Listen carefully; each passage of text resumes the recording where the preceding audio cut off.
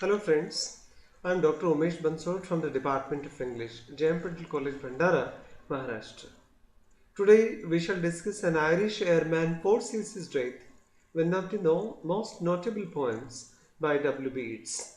W.B.Yeats द्वारा लिखी गई एक बहुत अहम और important poem an Irish airman foresees his death, इस पोएम के बारे में आज हम डिस्कस करेंगे। W.B.Yeats कौन थे? उन्होंने क्यों इस पोएम को लिखा? इस कविता के माध्यम से युद्ध के मीनिंगफुलनेस को, अर्थहीनता को कैसे W.B.Yeats बयां करना चाहते हैं, एक्सप्रेस करना चाहते हैं, ऐसे बहुत सारे इंपॉर्टेंट सवालों पे आज हम डिस्कस करेंगे। W.B.Yeats बॉर्न इन 1865, 19वीं शताब्दी में जो बहुत इंपॉर्टेंट कवि माने जाते हैं, उसमें W.B.Yeats एक अहम इंपॉर्टेंट पोएट्स है। 1939 में he departed from this world.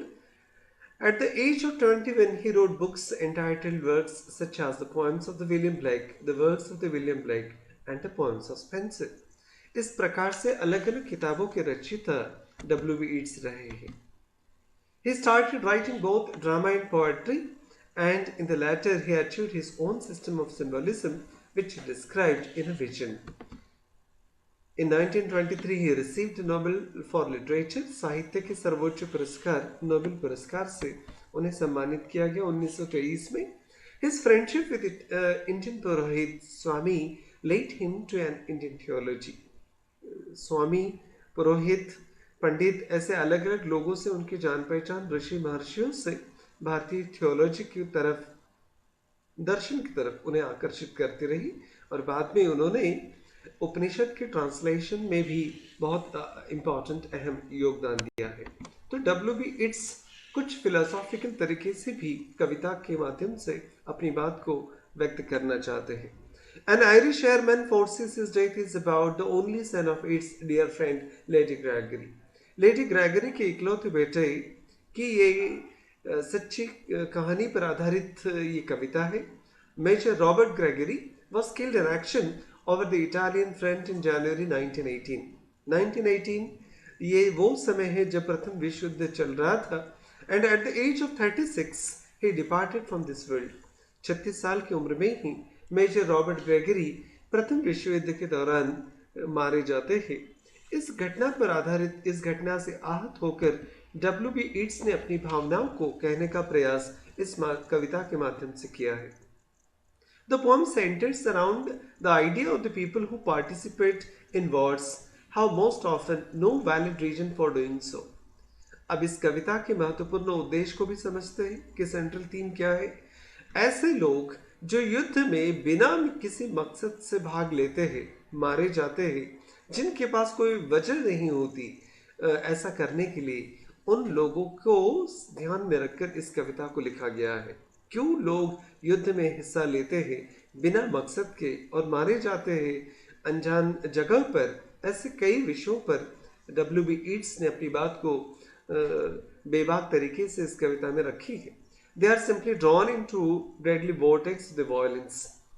तहस नहस हिंसा के इस जंजाल में लोगों को खींच लिया जाता है, and danger even if they happen to be entirely indifferent towards the cause for which the war is being fought. जिस मकसद से ये युद्ध लड़ा जा रहा है, हो सकता है कि उस मकसद के बारे में भी उनको पता ना हो, जिसका मकसद पता नहीं है, जिसकी वजह पता नहीं है। ऐसे युद्ध में हम क्यों हिस्सा लेते हैं, क्यों अपनी जान को दांव पर लगाते हैं? W.B.Yeats ये सवाल ऑडियंस के सामने, रीडर्स के सामने रखना चाहते हैं। ऐसे कई सारे सवाल जिनका पीछा हम इस कविता के माध्यम से करने की कोशिश करेंगे। Hence, the valor and their death on the battlefield become utterly meaningless and without any glory. कोई सम्मान नहीं, कोई चेयरफुल सेलिब्रेशन नहीं, कोई इतिहास में नामो निशान नहीं। मीनिंगलेस तरीके से जब सैनिक मारे जाते हैं, जब लोग युद्ध में मारे जाते हैं, ऐसे अनजान लोगों के अपनी शहादत के ऊपर ये कहानी है। An Irish airman foresees his death is an important poem to be discussed, and it was written by an Irish poet W.B.Yeats. W.B.Yeats एक आयरिश पोएट है और 1918 में ये पोएम लिखी गई थी।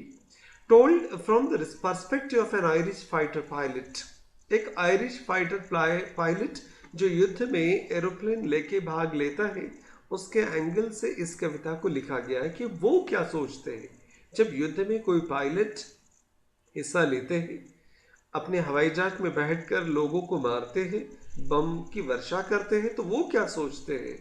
ऐसे ही अनुभव को W.B.Yeats हमसे शेयर करना चाहते हैं। In World War I, the poem is critical of both the war in general and specifically of British rule over Ireland, which lasted until 1922. 1918 में ये पोएम लिखी गई थी। 1922 तक स्कॉटलैंड पर इंग्लैंड का वर्चस्व रहा है। तो ये एक ऐसा दौर था जहाँ स्कॉटलैंड इंग्लैंड का गुलाम देश था, उनका ही शासन चलता था। ऐसे माहौल में जब W.B.Yeats अपने देश के बारे में सोचते हैं तो युद्ध का क्या मकसद है, क्या फ़ायदा है, किसकी तरफ से वो लड़ रहे हैं और क्या वो अपनी मर्जी से इस युद्ध में लड़ रहे हैं क्या, ऐसे बहुत सारे सवालों को वो हमारे सामने उंडेल कर रख देते हैं। आई नो दैट, W.B.Yeats कविता की शुरुआत में ही कहते हैं, I know that I shall meet my fate, मुझे पता है मैं अपने भाग्य से मिलूंगा। क्या भाग्य हो सकता है एक फाइटर का मौत के अलावा। समवेयर अमंग द क्लाउड्स, बादलों के ऊपर आसमान में शायद मेरी नियति लिखी गई है। Those that I fight I do not hate, those that I guard I do not love। अब बादलों के ऊपर मैं अपनी किस्मत से मिलने वाला हूँ, मैं अपनी भाग्य रेखा से मिलने वाला हूँ। मेरा भाग्य का फैसला आसमानों के ऊपर ही बादलों में तय होने वाला है। पर मेरी जान जाने से पहले मैं कुछ बातों को बता तो दूँ। Those that I fight I do not hate, मैं जिनके खिलाफ लड़ता हूँ, क्योंकि W.B.Yeats कहते हैं I know that I will die somewhere in the clouds, मैं आसमान में कहीं तो भी एयर क्रैश होके मर जाऊंगा, इसका मुझे अंदाजा है, पता भी है।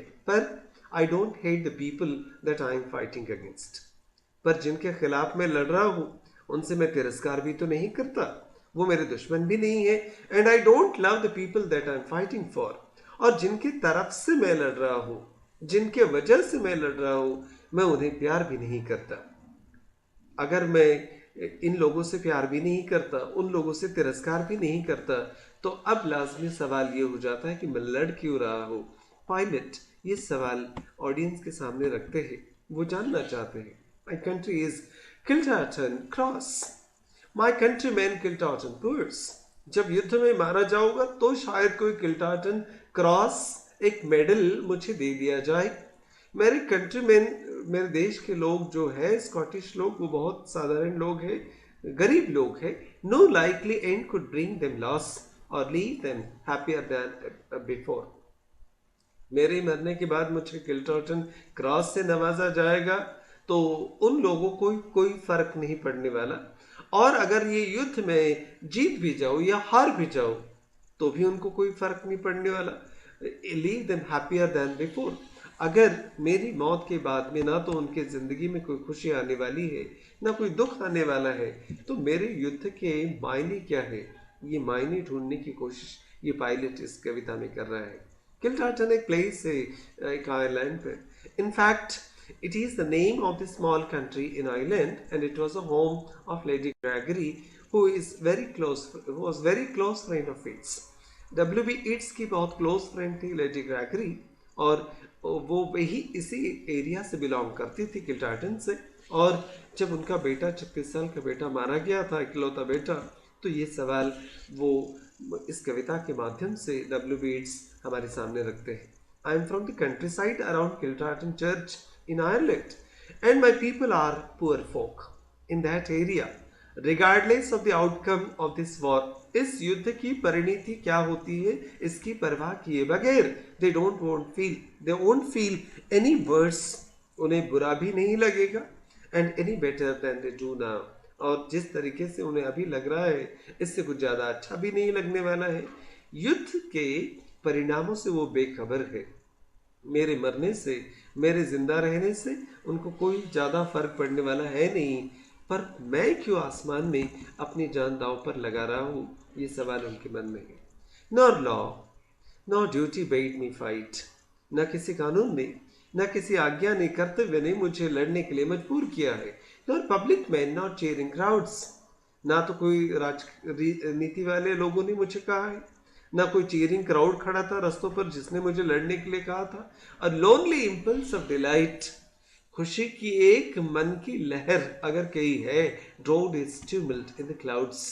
मुझे ये किसी ने कहा भी नहीं था युद्ध में लड़ने के लिए, पर I didn't decide to fight because of the law of duty. किसी कानून ने नहीं कहा था, या कानून की वजह से या कर्तव्य की वजह से मैं युद्ध में नहीं आया। I wasn't encourage by the politicians और cheers of the crowd. I was driven to this fight in the sky by the sheer delight and loneliness of it. शायद आसमान की तन्हाई ने और उससे मिलने वाली खुशी ने मुझे शायद इस युद्ध में ढकेल दिया हो। शायद अपनी मर्जी से मैं आया नहीं था, मैंने युद्ध के परिणामों की परवाह नहीं की थी। Therefore, I myself do not know the reason why I am fighting above the air, above the clouds. I balanced all. मैं इन सारी चीज़ों को एक तराजू में तोल कर देखने की कोशिश कर रहा हूँ।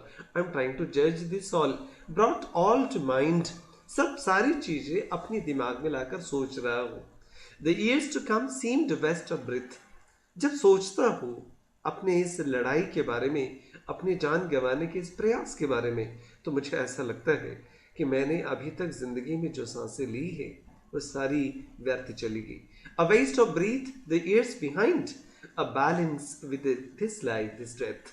और इन सारी चीजों को मैं अपनी मौत से बैलेंस शायद कर लूंगा। A balance in this life. I weigh everything, thought it all through. सभी चीजों को तौल कर माप कर मैंने देखा, सभी को जानने की परखने की कोशिश की। The years ahead of me seem like a waste of breath. जो आगे वाले साल है ऐसा लगता है कि मैंने व्यर्थ गंवाने हैं। And so did the years behind me, और ऐसा लग रहा है कि जो साल पहले, इसके पहले मैंने बिताए थे भूतकाल में, वो भी व्यर्थ चले गए। And in comparison to this way of living and dying, जिस तरीके से मैं जिया, जिस तरीके से मैं मर रहा हूँ बादलों में बिना किसी को पता चले, शायद इससे हासिल कुछ नहीं होने वाला, जिंदगी व्यर्थ चली गई, ऐसा W.B. ईट्स को मलाल इस बात का हो रहा है, पछतावा हो रहा है। युद्ध से किसी का भी भला नहीं होता। सैनिक अपनी मर्जी से युद्ध में नहीं जाते, युद्ध लाद दिए जाते हैं, युद्ध में लोगों को ढकेल दिया जाता है। युद्ध से किसी का भला कभी नहीं हुआ है, इस बात को इतिहास ने बार बार उजागर किया है। W.B. ईट्स की इस कविता के माध्यम से एक पायलट की नज़र से उसके जीने और मरने का क्या अर्थ हो सकता है और युद्ध कैसे मीनिंगलेस है, इस बात को हमने समझने का आज प्रयास किया। Thank you very much for watching this video. Let us hope that this discussion will help you to understand the poem in a better manner. Thank you.